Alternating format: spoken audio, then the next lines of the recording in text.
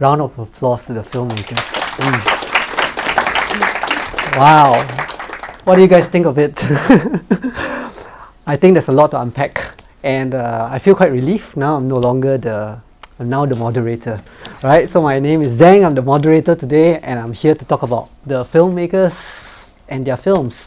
Darshan, who did The Verge. This is Zach, R.S. Ho, who did The Cell. On the film you saw on the same bench, but the new title is The Cell. And Matthaeus, first-time filmmaker, The Rehearsal. Wonderful. Okay, maybe let's start with you guys to introduce yourself and what you wanted to tell with your story. Do you have to go in order? Or? Yeah, why don't you start with Darshan first? Yeah. Hi everyone, I'm Darshan. So I've been doing media for around 7 years, and the sad thing is that I've never come out to do any short film on my own before. This is my first proper short film. And with the movie, it's about you need courage to even take a step, even if it's jumping. And it's very similar to what I did with this film actually, because I never had the courage to take the step. And so the older lady is actually played by my mother, and she's actually representing me, who finally got the courage to jump and encouraging the others to jump with her. Yeah, that's about it. Hello guys, my name is Zach. So yeah, this is a film that I did called The Cell. So basically, I was part of a filmmaking group. So it's not my first film, but I'm actually in the post-production side. So I'm an editor and colorist. So this is my first time actually sort of like shooting, like doing everything by myself. So I decided to just do like a one-man crew kind of thing, see how far I can push myself within 4 hours. And come up with something. So basically it's like a story of two characters. One is a popular, like a streamer or YouTuber who is normally very upbeat, has that YouTube personality. And then the second person, who's played by Zen, he is a fan, basically a follower. So what I want to tell with this story is basically telling that to explore the darkness of each person's heart, like behind a sort of a personality that you put forward, there is always a darkness, and that darkness could be actually quite similar between two different people. So it's about one person relating to the other in terms of, hey, I understand your darkness, and how it can bring us together, how we can relate to each other, bring us closer as one. Yeah. So that's my concept. Yeah. Hey, I'm Matthaeus. I'm not a filmmaker. I used to write films and be excited about films for a living, and I got paid for it. It was the best job in the world. And so all this project came up because I went to drink with Zen one day, and in between we were talking about like random stuff like wrestling and music. And I was asking him about like Zen filmmaking. I was like, hey, oh wow, I was a bit drunk here, but then I was like, wow, this idea is like so brunch, it was so pumped, and I was really into it. So. And I felt like, I didn't want to make a film, and I've been talking about films for like 2 years. I felt it was the most gonzo thing to just like go into making a film without knowing how to make a film. So that's kind of the idea of why I went into it. And I think like the main thing that really stuck out for me, the main idea that I had with the film, is that I was on the way to like a film festival or something. I went to GFF, and I was taking a bus, and it passed through like this hotel, and there was this guy. He was like standing in front with like a camera, just like holding a camera like a gun to a security guard. The security guard was like, oh, I don't want any smoke, and it was such a weird situation today because it felt like a hostage situation. Like this guy was like carrying a gun as a phone, and he's just threatening this guy, and I just couldn't shake this idea off for the next few months. So it just stuck with me that we are all kind of holding guns right now in our pockets, and we all have the power to like change people's life dramatically. I'm not necessarily about cancel culture or anything like that, but this idea that we are constantly watched one way or another, and that we are constantly rehearsing about our next steps, even though it's like every day because it's so prevalent that we are just reenacting what we see on TV, what we see on reality TV and all that kind of stuff. So much so that we don't really try to accept who we are. So I think that's a long answer. Sorry. It's alright. It's alright. So yeah, that's my thing. I think what's really amazing. I have a set of questions here, but sometimes I just want to flow. What's really amazing is that we have 3 very different filmmakers, 4 very different. Shafiq, I would like to say that Shafiq is not able to be here today. Is my microphone on? Yeah, it is. Shafiq is not able to be here today because he has reservice. So yeah, things happen. But we have so many different filmmakers of different levels of competency. At the same time, we have so many different filmmakers with different interpretations of what my limitations are, and different interpretations of what a Zen-Mind film is. We have a black comedy. We have some kind of like what's the truth, who's lying to who is playing who. There's kind of questions about identity. And Matt, he has this thing about like even hammering. You could see the characters in this film. It's like he's hammering himself. He's talking about how he failed in his first shoot and how he's and I think how Zen concepts can be oppressive. Be in the now, be in the now. and you have this one amazing thing about how dying also requires some kind of courage, and how I tried many times to die.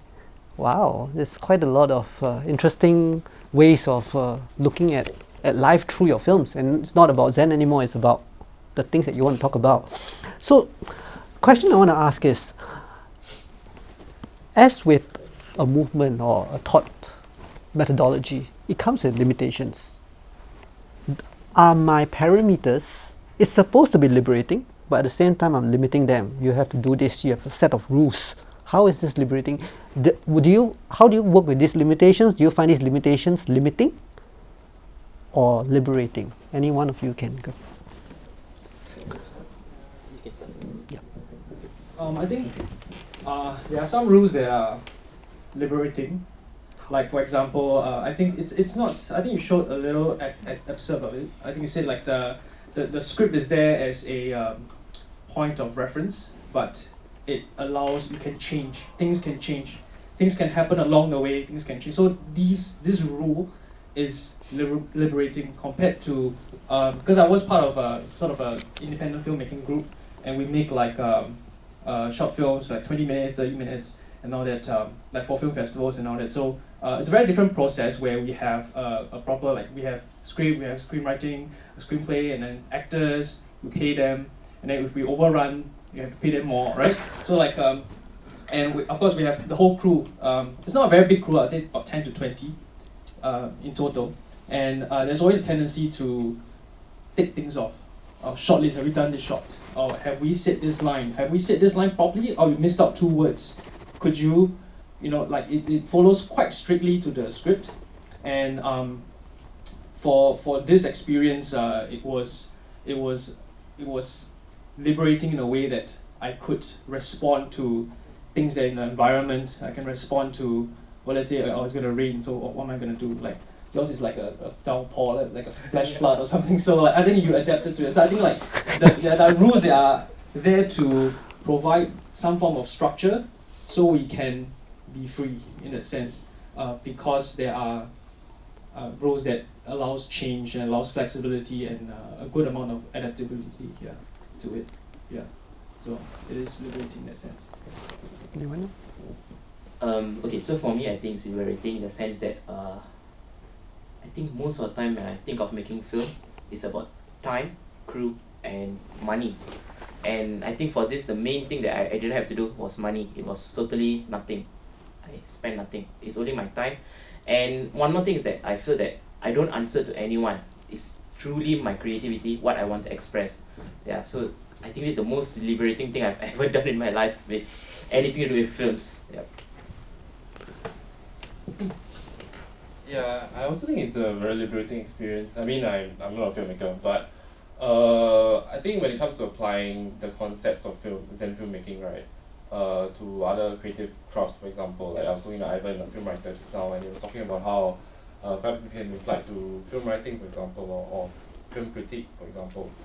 And in that sense, because you are given like a hard stop, right, within that 4 hours, that paradoxically kind of makes it very liberating, because it's like, as content creators, as filmmakers especially, I feel like there's always going to be like, oh, this film is not good enough, this scene is not good enough, this shot is not good enough, and the kind of constraints that Zen filmmaking brings kind of say like, yeah, just like that, but not just like that as in like, but like more of like that lor, more than so it's like it's very liberating in that sense lah. And I think Zach, with your film, you actor like kind of didn't come last minute or something like that, right?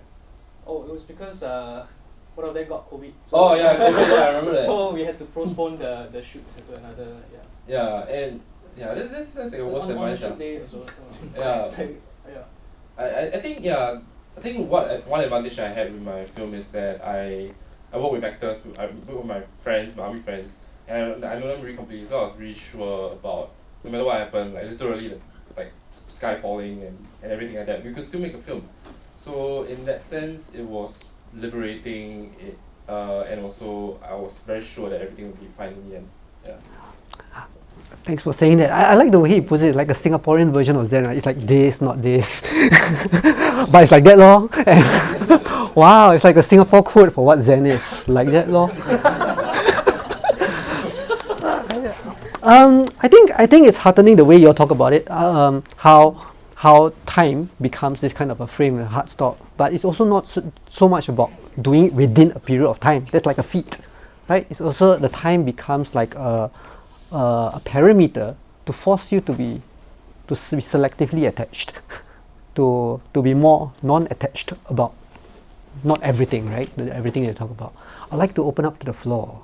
Are there questions that you all may have, or things that you want to tell? Yes. Yeah, I quite like the concept of the rehearsal. Yeah, so were you inspired by any films that you watched before? And then also, I was actually half expecting like the ending will be, in the end, the person holding camera is in the story when the director shot cut. Did that cross your mind also? Yeah, that actually crossed my mind. Okay, I'm very pretentious. One of my favorite films is New York, so I think I think that's kind of my influence there. I think interesting thing about this, right? Before, at first there was like, it went through different names, and I settled on the rehearsal, like just because it's a rehearsal, right? And I found out later that there is a show that's called The Rehearsal by Nathan Fielder, and it's about this guy who is. It's a very weird show. It's about this guy who tries to helps other people rehearse about everything.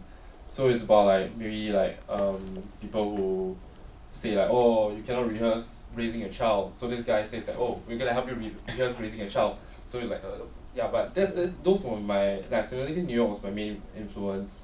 And if it makes sense, The Rehearsal by Nathan Fielder, it's also it's an influence based on his previous work. But yeah, something that came out after my film is actually a bigger influence than what I made. Yeah. This is the premiere screening of these films. Feel free. I think they are very curious. Yes, go on. Right. One question for Darshan. Yeah. Is there a reason why you pick a female, like actress to, express how you feel about taking a lead, doing something? Okay, so I personally believe females are not superior, but I feel that they are the most confident. Yeah, I feel that sometimes men are always in a hard shell, they have their own issues, and I thought that females are more expressive in that sense, and that is why I wanted to get females. And I was lucky because my best friend, mom, are actress, so I was like, hey, yeah, let's just do this. Yeah. Was it difficult to work with mom? His mom, I think, is a veteran actress, right? Vasantham, so she's more experienced than him on a film set. I mean, like, was it? Were there entanglements? No, thankfully she was sick on that day, so I think she just came on set, did what I asked her to do, and she just okay, fine. Yeah, yeah. I was very nervous to direct her though. Yeah, that I was saying. Wow, wonderful. How long did each of you all take to prep before the 4-hour shoot? Okay, I'll take this first. I think, so there's like a toolkit that Zen gives to all of us. He gave me, I think, 8 hours before the shoot in the morning, and I think we just took 2 hours to 2 to 3 hours, because we my team actually rewrote some of the dialogues, so we took 2 to 3 hours for prep, and the next day morning we were there filming. Yeah. I think I had one meeting with the actors. I think lasted for about an hour or so. Then that was actually weeks before the shoot. And I just left it there.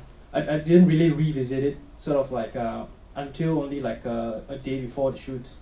And then the shoot got cancelled. It was postponed, and then to I think a few weeks later, or a few weeks later, and then we went. So I kind of want to go from not too much prep kind of mindset. Just want to go in the now kind of mindset, yeah, and then see what that brings us. It's a very fresh experience for me, yeah. For me, because I'm not a filmmaker, so I had a lot of, I needed much more time than the rest, I guess. I think I spent a few days on the script and back and forth with Tzang about feedback and stuff, and what to prepare and what to shoot, basically. So I would say at least a week, I think, like in total when it comes to preparation. I think it's very interesting how Matthaeus and Shafiq works, both being newer filmmakers. While Zach and Darshan knows what they need to figure out in order to have a smooth shoot, Matthaeus and Shafiq has this, I do not know what I do not know yet.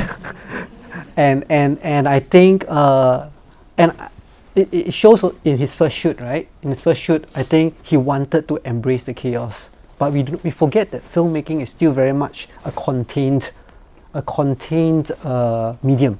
You're supposed to contain it, so the chaos must be managed. But I think he wanted the chaos to be the chaos to be the chaos, and and I think it created something very fascinating, but something incomplete. So it's also a question I want to ask you guys. Some of you are filmmakers, some of you are editors. Are these films whole and complete? I said in my own report that they are, but what do you all think? Is there a certain sense of completeness, or are they? Because I want to kind of put this to the test as well. Or anybody have any other questions? Yeah. Yes. So, which part of the filmmaking process sets you on fire? First question. And second, yeah, sorry. The second question. Oh yes, how do you approach writing, the script writing bit? I guess I'll start first. This is my first film, and I realized that what really inspires me about it, motivates me about it, is that I can just talk about my own story. I can be as self-centered as possible, and people will still watch it. I don't know why. Because there are really a lot of elements about how I felt back then when I made this film in last February. With the film, you can see like I'm basically just playing myself. Even though my friends, we're just playing ourselves, and it's just liberating in the front. It's just like I'm just blabbering on about things, and you guys are watching. Good deal, yeah. So. I think for me it's the first question. It was I think on set when we see things change direction in terms of the script, like lines are being said in a different way, and then we're like, oh, actually it works. So there is that, oh, actually it works. So there is that moment of, oh, actually not bad, it's pretty good. So there's this moment of spontaneity, I think, as well, that spurred a little bit, like make us more excited, of thinking about, because I didn't have a short list. I just went there and then on the spot we think about what are the lines that's going to be said in based on the script as a guideline, but then on the spot we sort of think about the short list. Okay, what's next based on the lines that are actually being given by the actor. So I think Tzang mentioned that I worked actually quite closely with the actors because there was actually no director on set, so I was like shooting, monitoring sound, pulling focus, and making sure that and sort of listening as well. So like there's a lot of things on my mind. So I thought of maybe I could involve the actors in the direction of the script as well, and then from there we agree on, okay, I think maybe this direction is nice. We all agree, that's good. Then maybe let's say it this way. So like this kind of change of direction in the script is exciting to me, and I think the initial script was actually also written by I think Tzang wrote the initial script, and I think it was called The Same Bench. Like that was the initial title, and sort of how I bring myself, how I approach this initial script is that I try to bring a little bit of myself into it, like my personal story and all that into it as well as the reason the title changed is because I walked, so I was walking through this park and I saw this structure, right? The structure that there was is like the centerpiece of the film, right? Where the two characters meet and they are sort of in this world, in this structure that is, so this structure is the bench, but it isn't really a regular bench anymore. It's like a separate dimension kind of thing where they meet and then they change, they get closer, they change. So the title changed as well. So based on the days leading up to the shoot, what do I feel about it? Like, oh, maybe I can do it this way, and then everything centers around that location, that structure that you see. Yeah. Okay, so for me, I think it's very similar to Zach. I did get like a guide script and I did write more on it, but I did not really have a short list or we did not have a storyboard. And I actually come from a TV background, so it's like short list is something that we always have, or like at least the director will know what they want to do next. For me, when I went in, I did not really know what I was going to do. I just knew that I'm going to express myself freely. And I think for the first question, that is where I was truly myself, and I was like 5, because it's like, wow, it's like, and yes, I did recce the location, but when I went there, and I recce the location before the story, and when I went there, it was totally different, and I had to like come up on the spot with things, and both my actors were also actually like coming up with their own things, and we're trying to like collaborate everything together. So it was like, I think it was the most expressive state like anyone could be at that point of time. It was fantastic. Like I think if I do another Zen film, probably would be there again. Yeah. As for scripting, Zen gave me a script on like suicide. But I loved the script, but I thought that it missed some kind of element, which is not truly me. And being like my short film, I wanted to express myself in it, and that's how I added my own elements to it. Yeah. Thank you. Keep them coming. Yes, Sam. I just want to say good job for all of the directors on this. I want to give a compliment first before addressing Zhang's question, before asking Matthaeus a question. The compliment about behind this is that, towards Matthaeus, we know that you're not a filmmaker, but don't keep thinking about that, because we all don't come here to see filmmakers, but we are here to hear from storytellers. So each one of you have a story, and we really respect that.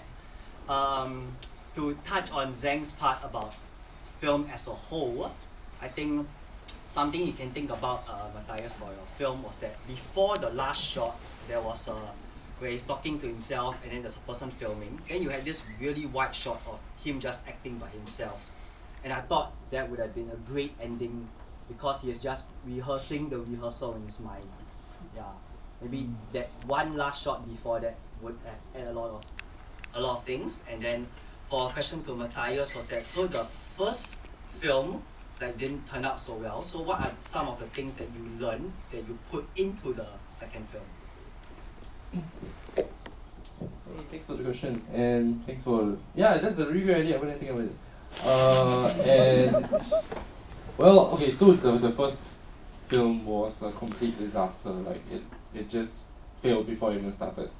And I feel like the key takeaway that I had with that first experience was I took the Zen mindset a bit too seriously. in that not caring part. Seriously.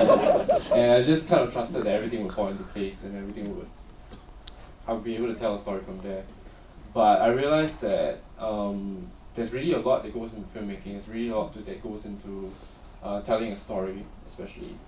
And it's really about how Zen, this mindset, kind of constrains and kind of helps you create a story. So I hope that answers the question. Thank you. I'll share with you a little bit about my process of working with them. You know, as a teacher, right? After you watch a film, you also have feedback. So just like Samuel, I also was typing a feedback. After typing all my feedback, I deleted it. Yeah, because there is a part of them that, oh yeah, they are also still the artists, right? At the same time, I did say I want them to express something that is just truly them. And there were so much things that I want to say, and like this part, delete. I did something for myself first. I type it out, so it's for me, and then I delete it. Questions, please. You guys mentioned that you got the script from Tzang, right? But how much creative freedom did you guys get after you received the script? How much creative freedom did you guys get to execute your vision of what the script can be? I think it's like totally like he gave us permission to do whatever we want. We could even choose not to use the script. And for me personally, I think I kept some of his dialogues and the two characters somewhat. Yeah, but other than that, it's I think mostly my elements. But yeah, Tzang was like the starting point to it. Yeah. Yeah, I think 100%. I think from previous experience, normally you have to fight, right? You have to argue. You have to win a debate to be able to change something in your script. You have to win a debate with the director or the producer or even sponsors as well. So it's a tough thing, and I guess that's part of traditional filmmaking as well. It wears you down a little bit, but this time it's free reign. You know, if I can add characters, I can take away characters, I can change the whole location, change the name of the script. There was essentially it's just free reign, and I think I don't think that constricts to just me. Like I also want to like give, let's say for example, the actors a chance to express their thoughts, and from there change some direction of the script as well, as long as you know we feel like it helps the story itself. So that's the kind of the mindset that you know I had going into the project itself. Yeah.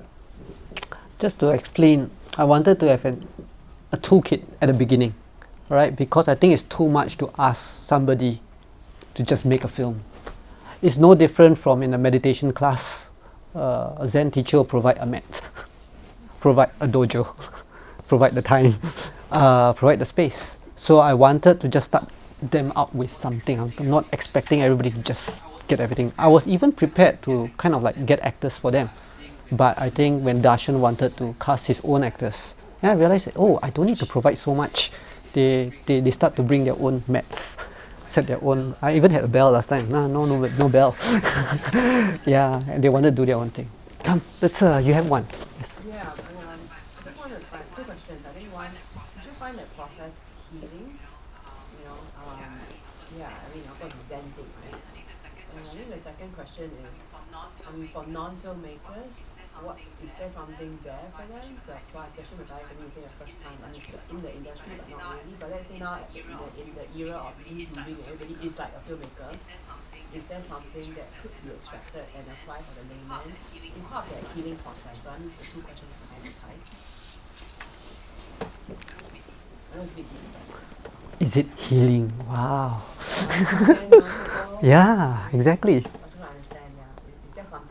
I noticed that too, as a person analysing the films, right? There seems to be some kind of dialogue. You know, or reconciling something as well, because you're maybe expressing something and talk about, you know, about yourself in there, like, yeah. Yeah, I think it's really healing actually. I mean, I think all of our films, we really see ourselves in them, right, in one way or another. And there is a lot of very morose themes, a lot of sad themes that is very concerning, to be honest. But yeah, because I guess it's that space that we're given to express ourselves, and also with the constraints of things. That's what really makes it healing, and less of just like, oh, just put it out there for the sake of putting it out there. Yeah. I think the previous films that my group or team made, there's a lot of like sleepless nights. There's a lot of worries on, oh, what is this? Did I do a good job? Is it okay? Is the scene okay? Is it gonna turn out well? Especially if it's stretched out across a longer periods of time. There is a lot of that worry and all that. Compared, I think this is probably the least worrying, I think, of a film that I sort of made or is a part of. And I think it's definitely healing also, because I think like sometimes when you have something that you are unsure of, or you have some things in your heart, sometimes you say it out, and by saying it out, it helps you to think, it helps you to reflect. I think films are the same way. We have something to say, sometimes we don't know how to say it, but then so in the process of making a film is like a reflection kind of thing. It's like you speaking to yourself through the film. I think through making the film, it answers some of the questions that you might have as well. So it is definitely healing, but more so the Zen-Mind project, because maybe you don't get as much nightmares from your Is it healing? Is it healing? I think no. For me personally, no. I don't think it was self-healing. I'll just say I was free, because it was just 4 hours of my time, and I don't know, I felt that I was doing something I love after very long and without any expectations. Though there were expectations, but yeah. I mean, Tzang, a question for you. Like, when you created the toolkit, do you intend this to be used for non-filmmakers too? No, the toolkit was prepared in cycle 1, so it was for, let's say, a filmmaker. Do you have plans? I mean, it's a framework, right? Right. I think it's definitely something I want to think about for the next few cycles, especially with Shafiq and Matthaeus, who open up this possibility for me that, wow, it seems like it could be something you can enter with a beginner's mind. And I also realized that the difference between these films and the Dogma films and the French New Wave, or even is that we have our own little thing. These films are not just made with minimalist conditions. These films have a certain kind of a character. The kind of character that is non-dualistic. It's not a filmmaker trying to express, but the film is also expressing back to the filmmaker, and all of them seem to put themselves in the film in a very intimate, self-reflective, self-critical ways, and I find that genuinely fascinating. Yeah. Questions? Yes. So, films, because they always involve so much people, it's a lot of voices trying to speak in one voice a message, right? But given the personal nature of these films, it's very, very, I can see you guys very clearly in each of the films, right? And in such films, a lot of the time we can hear the director's voice or the artist's voice more clearly. But what I'm interested to know is that in speaking your message out to the world, that and in the Zen mind rigor of this exercise and experiment, what did your film speak to you? Wow. Conversation. Can say never speak also. Up to you.